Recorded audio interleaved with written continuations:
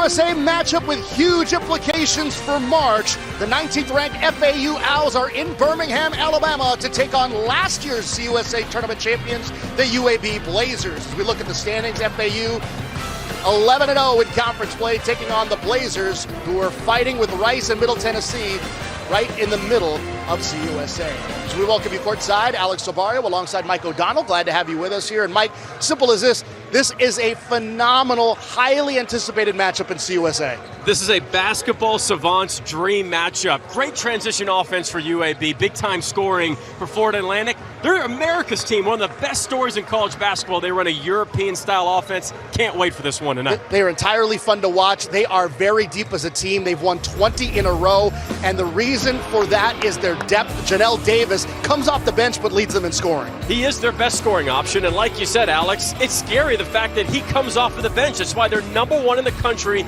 in bench points per game. Davis has turned himself into the 4th most efficient half-court scorer in Conference USA. He has been big time. Like we said, it's not just Davis. Look at FAU's balance. #1 in the country in bench points. 5 players average at least 9 points a game. 7 players play 20 minutes a game. We talked with Andy Kennedy before the game, and he said that's the most difficult thing to prepare for this team. It's not just their system, it's their personnel. Their 8th guy could be their leading scorer tonight. Now let's get to the Blazers. Jordan Jelly Walker has been their best player, obviously. If he qualified, he'd be the 2nd leading scorer in the country at nearly 24 points per game, but he's missed the last 5 games due to a foot injury he suffered earlier in the season, and he has been close to coming back. It could happen tonight, but we still don't know yet. He's just an electric scorer off of ball screens, off the bounce. There are very few players in college basketball that can score like Jordan Walker. But when he's not playing, the guy for UAB is KJ Buffett. His last 2 games in conference wins, he's averages 15 points a game. In last 2 conference losses, he only averages 5 points a game. Buffett is unbelievably important to a UAB win tonight. If the season ended today and FAU wasn't the tournament champions, they'd be an at-large team in the NCAA tournament. It's the Owls, it's the Blazers, and it's next on CBS Sports Network.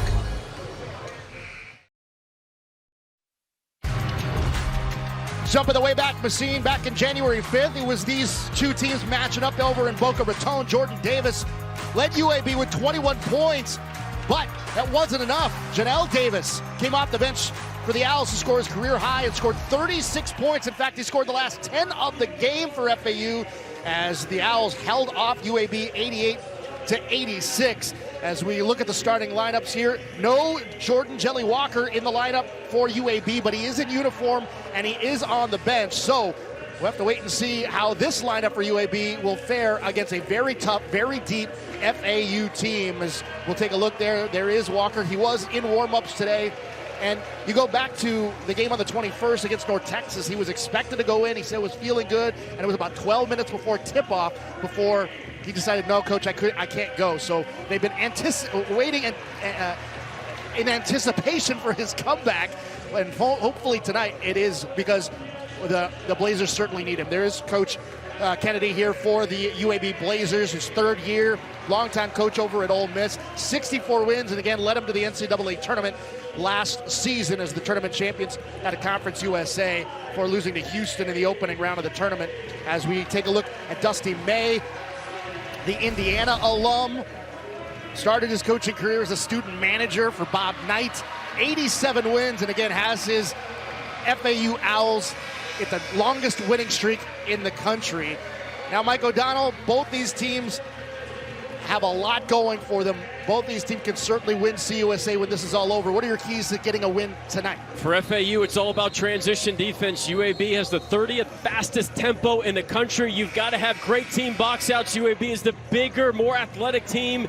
For UAB, no easy threes. It's a top 30 3-point shooting team in the country for FIU.